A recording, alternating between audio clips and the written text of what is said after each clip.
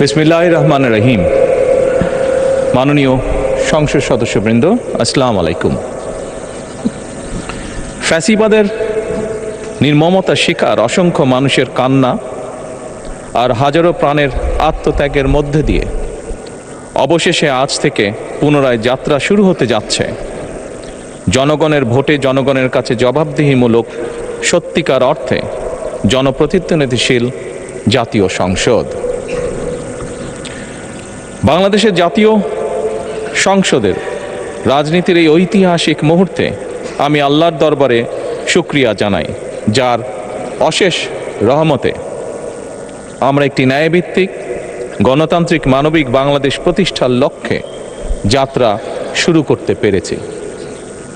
1971 সালের স্বাধীনতা যুদ্ধের থেকে শুরু করে 2024 সালের দেশ এবং জনগণের স্বাধীনতা রক্ষার যুদ্ধ সহ এই পর্যন্ত দেশে গণতন্ত্র এবং মানুষের অধিকার প্রতিষ্ঠার সংগ্রামে যারা শহীদ হয়েছেন, ত্রয়োদশ জাতীয় সংসদ শুরুর এই যাত্রা লগ্নে আমি তাদেরকে কৃতজ্ঞতার সঙ্গে স্মরণ করছি। এই আন্দোলন সংগ্রামে যেসব মায়েরা তাদের সন্তান হারিয়েছেন, যেসব সন্তানেরা তাদের প্রিয়জন হারিয়েছেন, যেসব পরিবার তাদের সন্তান স্বজন হারিয়েছেন, যেসব আহত মানুষকে তাদের স্বাচ্ছন্দ্যের জীবন হারাতে হয়েছে, যেসব মানুষগুলো নির্যাতন, নিপীড়ন, রাজনৈতিক হয়রানি কিংবা মিথ্যে মামলা শিকার হয়ে সর্বস্ব হারিয়েছেন, আমি তাদের সকলের অবদানকেও কৃতজ্ঞতার সঙ্গে স্মরণ করছি।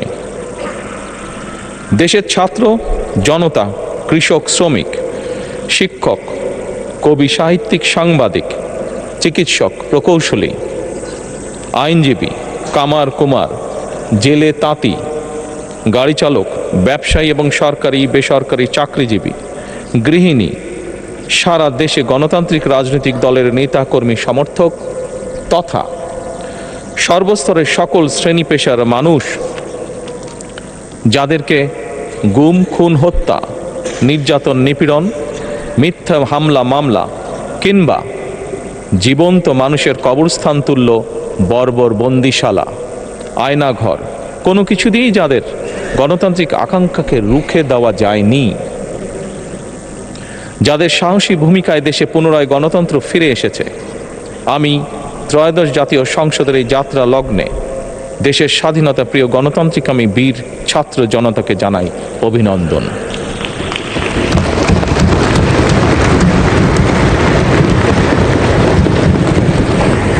সম্মানিত সংসদ সদস্যবৃন্দ,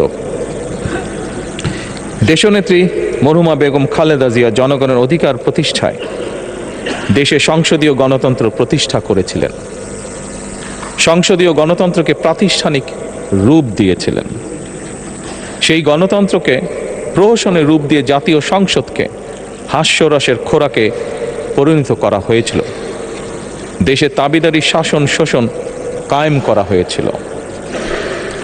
দেশে সংসদীয় গণতন্ত্র এবং জনগণের অধিকার পুনঃপ্রতিষ্ঠা করার জন্য দেশনেত্রী বেগম খালেদা জিয়া জীবনের শেষ দিন পর্যন্ত লড়াই করেছেন।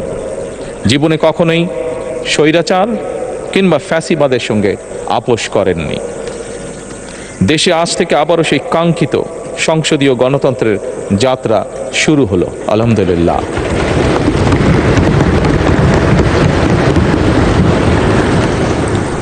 সংসদীয় রাজনীতি প্রতিষ্ঠাতা খালেদা জিয়া দেশ এবং জনগণের সাফল্যে এই শুভ মুহূর্তটি দেখে যেতে পারেননি।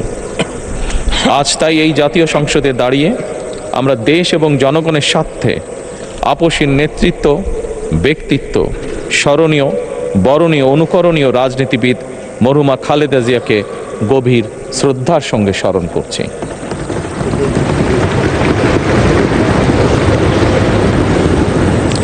সম্মানিত সংসদ সদস্যবৃন্দ, দেশে বহুদলীয় গণতন্ত্রের প্রবক্তা এবং প্রবর্তক, স্বাধীনতার ঘোষক শহীদ প্রেসিডেন্ট জিয়াউর রহমানের একটি উক্তির কথা আপনাদের সামনে আমি স্মরণ করতে চাই। তিনি বলেছিলেন, জনগণই যদি রাজনৈতিক দল হয় তাহলে আমি সেই দলেরই আছি। অর্থাৎ ব্যক্তি কিংবা দলের স্বার্থ নয়, জনগণের স্বার্থই সবচাইতে বড়। এটাই বিএনপির রাজনীতি।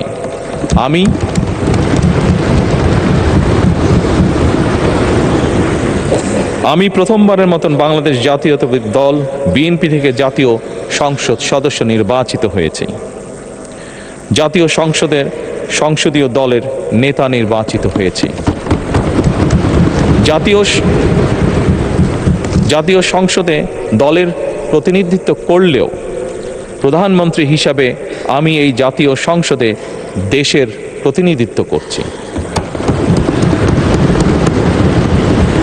দল, মত, ধর্ম, বর্ণ নির্বিশেষে দেশের জনগণের প্রতিনিধিত্ব করছি। আমার রাজনীতি দেশ এবং জনগণের স্বার্থ রক্ষা করার রাজনীতি।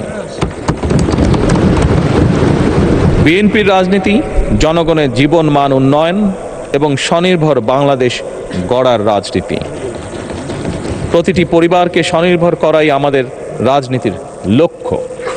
প্রতিটি পরিবারকে স্বনির্ভর করার মাধ্যমেই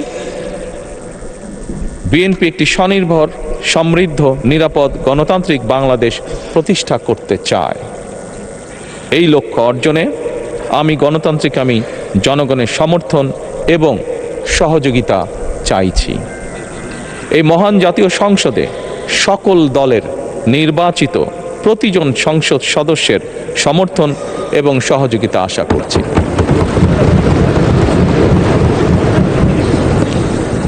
সম্মানিত সংসদ সদস্যবৃন্দ, আমি বিশ্বাস করি আমাদের দল কিংবা মত কিংবা কর্মসূচি ভিন্ন হতে পারে, কিন্তু তাবেদার মুক্ত, ফ্যাসিবাদ মুক্ত একটি স্বাধীন, সার্বভৌম, নিরাপদ, স্বনির্ভর বাংলাদেশ প্রতিষ্ঠায় আমাদের মধ্যে কোনো বিরোধ থাকতে পারে না, বিরোধ নেই।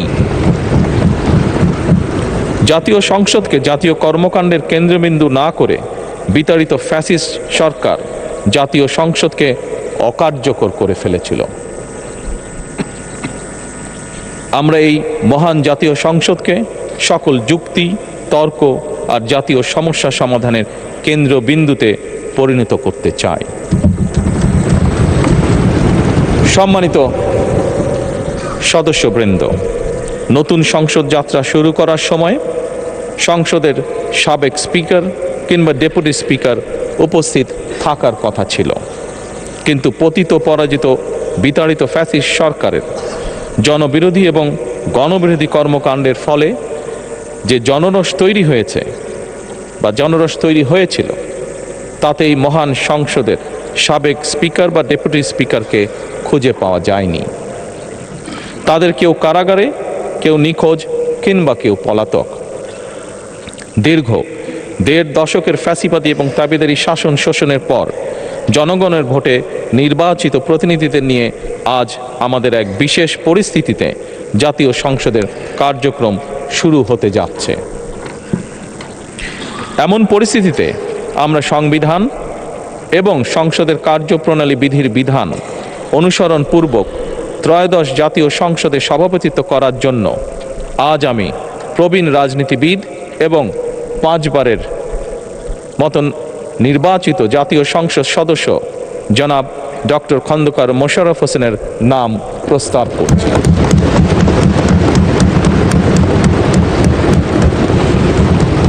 সম্মানিত সংসদ সদস্যবৃন্দ, আমাদের সংসদীয় রীতিনীতির ইতিহাসে এই ধরনের পরিপ্রেক্ষিত নজিরবিহীন নয়।